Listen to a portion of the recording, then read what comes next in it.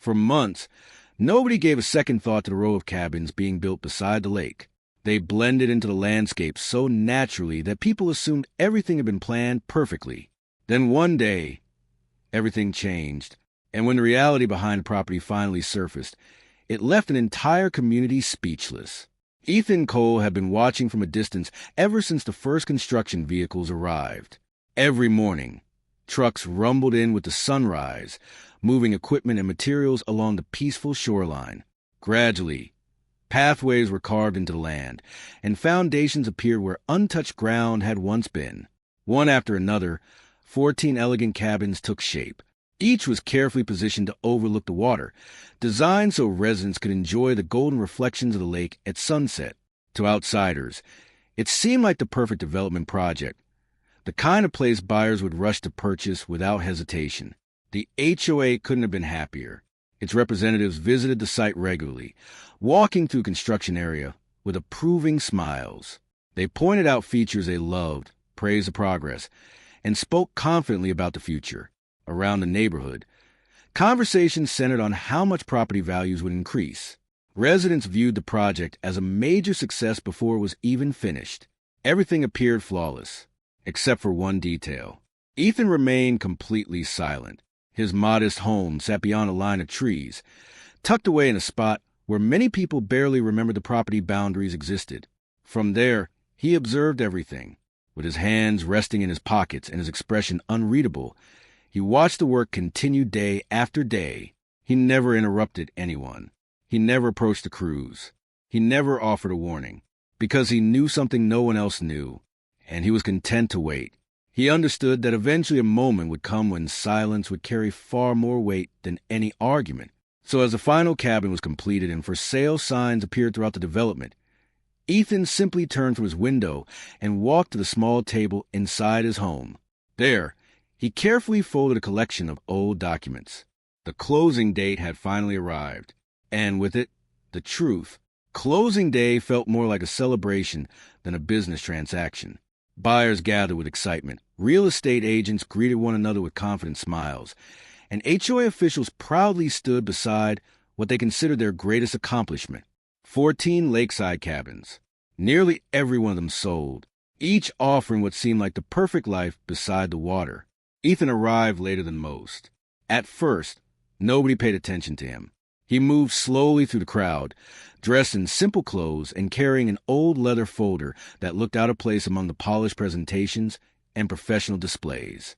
While conversations filled the air and handshakes were exchanged, he remained near the edge of the gathering, quietly observing everything. The HOA president stepped forward and delivered a confident speech. He spoke about achievement. He spoke about vision. He spoke about the future of the community and how this development will become a defining success story for years to come. The audience applauded enthusiastically. Cameras flashed. The atmosphere felt complete, as though every major decision had already been made. Then Ethan stepped forward.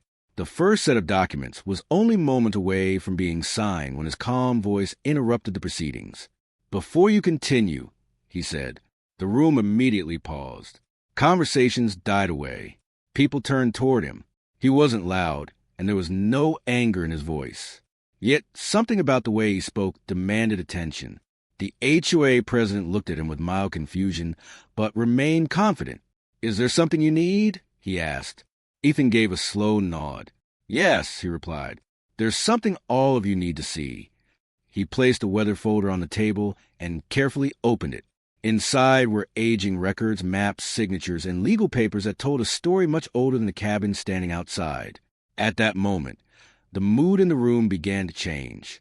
What started as a celebration slowly transformed into something far more serious. A heavy silence settled over the crowd as Ethan turned the first page.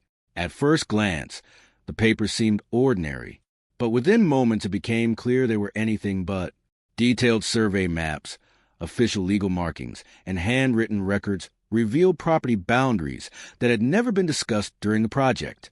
The section of lakefront land where all 14 cabins had been constructed was not entirely under HOA control.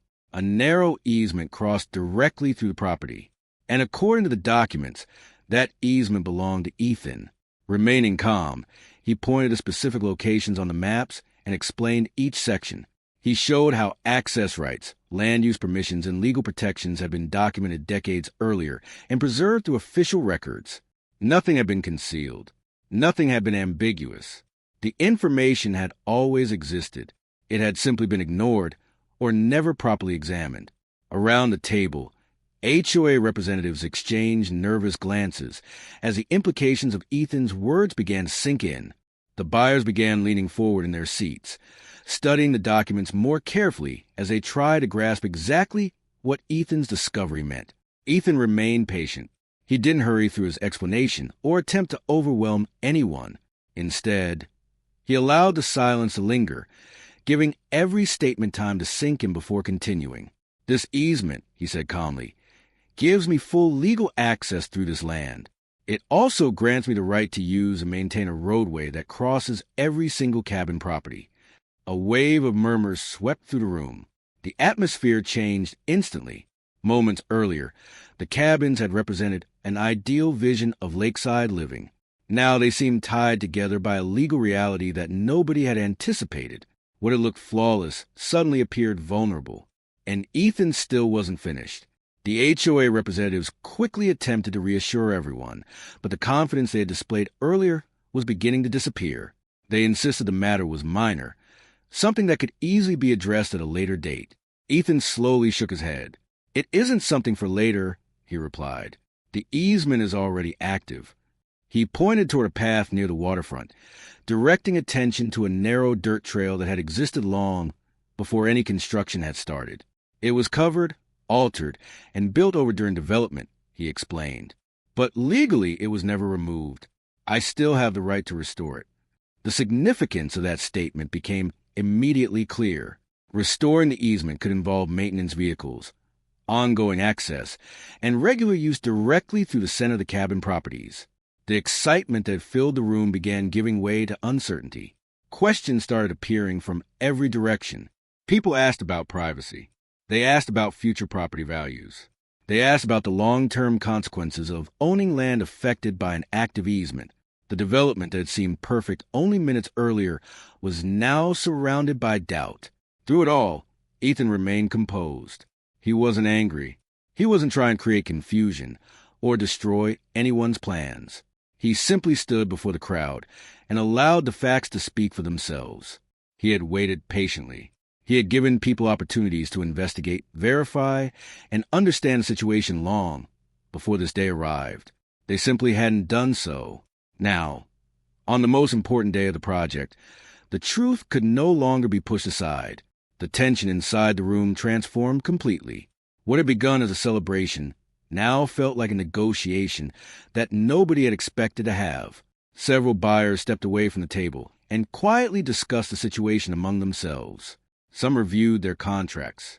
Others watched Ethan carefully, beginning to understand how much influence he possessed without ever raising his voice or making a threat. The HOA scrambled to regain control of the narrative. Officials offered reassurances. They proposed future adjustments. They promised solutions. Yet their responses felt hurried and uncertain compared to the calm certainty of the documents sitting on the table. Ethan never interrupted them. He simply waited, because this was never about creating panic. It was about restoring balance. "I'm not here to stop anything," he said evenly, "but this land was never entirely yours." The simplicity of that statement carried more weight than any lengthy argument could have. The buyers recognized that this was no longer a small technical matter buried in paperwork. It was an issue that could influence everyday life for anyone who purchased one of the cabins. And almost instantly, Ethan, the quiet neighbor many people had barely noticed, became the most important person in the room. Then came the moment nobody expected. Rather than pressing harder or taking advantage of the situation, Ethan gently closed a folder. The room watched him in silence. "I'm willing to reach an agreement," he said. For the second time that day, the mood shifted, but this time, hope replaced anxiety. Ethan explained that the easement could potentially be modified, redefined, or limited under the proper legal process. However, any solution would have to respect the original rights attached to the property and acknowledge the reality that had been overlooked. His goal was revenge. His goal was resolution. The HOA representatives listened far more carefully now. The dismissive attitudes were gone. The confidence that had filled the room earlier had disappeared. They finally understood that fixing the problem required more than paperwork. It required admitting that a mistake had been made. And Ethan held a significant advantage. He wasn't under pressure. He wasn't facing deadlines. He already possessed the one thing everyone else suddenly needed: time. By the end of the day, the entire situation had changed. Contract signings were paused. New conversations began. Lawyers, buyers, and HOA officials started discussing options that hadn't existed only hours earlier. The project that once appeared perfect was now being rebuilt on a different foundation, one based on truth rather than assumptions. When everything was over, Ethan quietly walked away. Just as he had silently watched the development begin, he left without demanding attention or celebrating a victory. The difference was that now everyone knew exactly who he was. His name was no longer overlooked, because sometimes the most powerful move isn't speaking first. Sometimes it's knowing precisely when to speak last. And that was the final twist in this remarkable HOA story. If you enjoyed the drama and unexpected turns, don't forget to like, subscribe, and leave a comment sharing your thoughts.